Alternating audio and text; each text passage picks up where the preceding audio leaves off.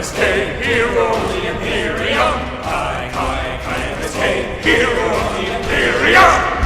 Thanks, sir. At first I was nervous of you giving me command of the front lines against the foul greenskins. Well, you observed from the rear lines, but I see now that it was a test. Your faith in my abilities filled me with a determination so intense I can barely express how it burns. And thank goodness, considering that The rear line was completely flanked by an undetectable force of giant invisible orcs. But fortunately, you had some brilliant idea of having the humongous, sneaky orcs blindly chase you as you tactically withdrew your chimera into a nearby valley.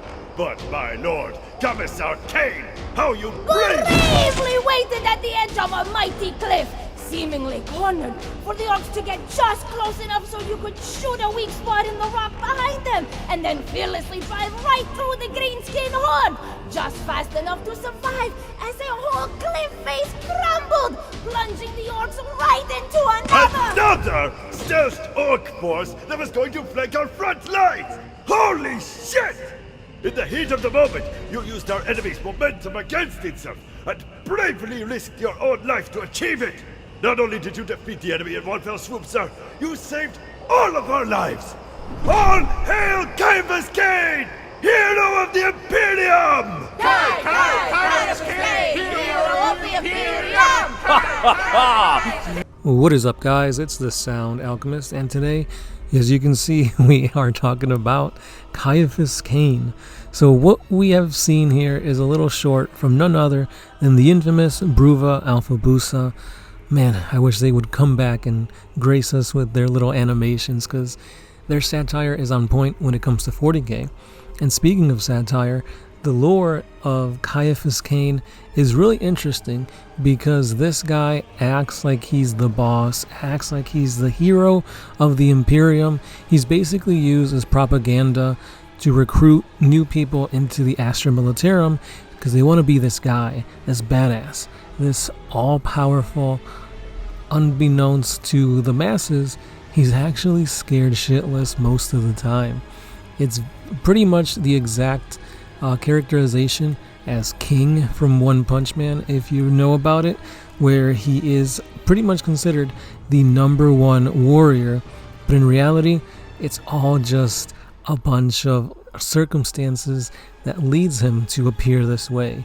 So luck is indeed on his side, or perhaps it is that of the Emperor blessing him. But anyway, these 10 novels that revolve around this character are a very interesting dive into the 40K universe, because 9 times out of 10 when you think 40K, it's going to be a war novel or something grim dark where the tone is very much serious and depressing. And with his novels, you do have that instance of, grim darkness in there, but you also have that taste of comedy. And here we have an excerpt from the novel, A Mug of Recaf, where Jurgen is basically going up against a powerful psyker. So again, Jurgen is part of Cain's crew, and here we see the type of shenanigans we can expect with these types of 40K stories. So without further ado, let's dive in. Readying his last gun, Jurgen dashed through the door, his eyes flicking left and right in search of a target. And he'd been right. Someone was practicing warpcraft. A tall, elegant man in expensive-looking robes and far too much jewelry was waving his arms about in time to the stream of gibberish gushing from his lips. His eyes seemed to flicker with balefire as he glanced up at the unexpected intrusion, and his mouth twisted into a grimace of distaste, as though Jurgen was something he had just found on the sole of his shoe. The guardsman's fingers tightened on the lasgun's trigger, but before he could squeeze it, the air between them ripped, sounding like the galaxy's biggest fart. And it smelled like it too. Something consisting mainly of eyes, mouths, and teeth stepped through the rent in reality and lashed out at him with a half-dozen whip-like tentacles. "Finish the scum," the sorcerer said, disdain dripping from his words like pro-matter from the flesh of the newly incarnate warp thing. "Works for me," Jurgen said, holding down the trigger of his last gun. The demon spawn reeled back, kneeling in distress, as the hail of his last bolts chewed its midsection to pieces.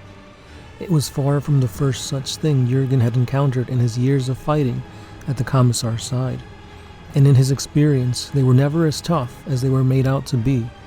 Apparently that was something that the Emperor had gifted him with. Inquisitor Vale had tried to explain it a couple of times, but she used a lot of long words that made his head hurt, and he didn't really care anyway. The fact that it worked was enough for him. After a couple more bursts from the last gun, the warp spawn suddenly vanished, with a pop of imploding air driven back to the eldritch realm from which the Psyker had torn it, just as Jurgen had known it would be. He turned, taking in the rest of the kitchen in a single rapid glance. The Psyker was still standing in front of the stove, an expression of stupefied astonishment on his face, muttering another string of arcane syllables. Livid green witchfire flared around his upraised fist, then flickered and died as Jurgen took a step towards him. "You can frack off and all," Jurgen said, and he shot him, wiping the stunned expression from the man's face with a single last bolt. He slung the weapon as he stepped over the sorcerer's spasming corpse, freeing his hand to pick the kettle, which gurgled as he shook it. Already full, that was a bit of luck. The Commissar would definitely be needing a mug of recaf by now, and Jurgen meant to see that he got it.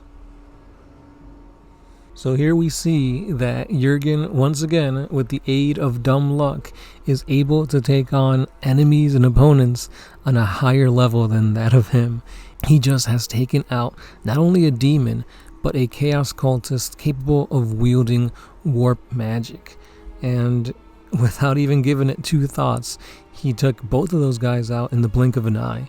So again, guys, I really recommend, if you guys are kind of getting, tired of just reading the same old grim, dark, dark fantasy atmosphere of the 40K novels or the codices, definitely dive into the Ciaphas Cain novels, or again, another really, really good recommendation is that of the Eisenhorn books.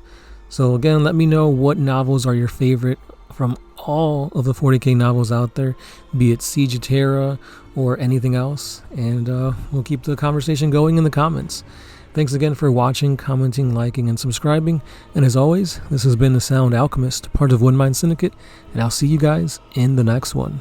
Peace. Caiaphas Cain, hero of the imperium. Caiaphas Cain, hero of the imperium. 5 days done. Oh,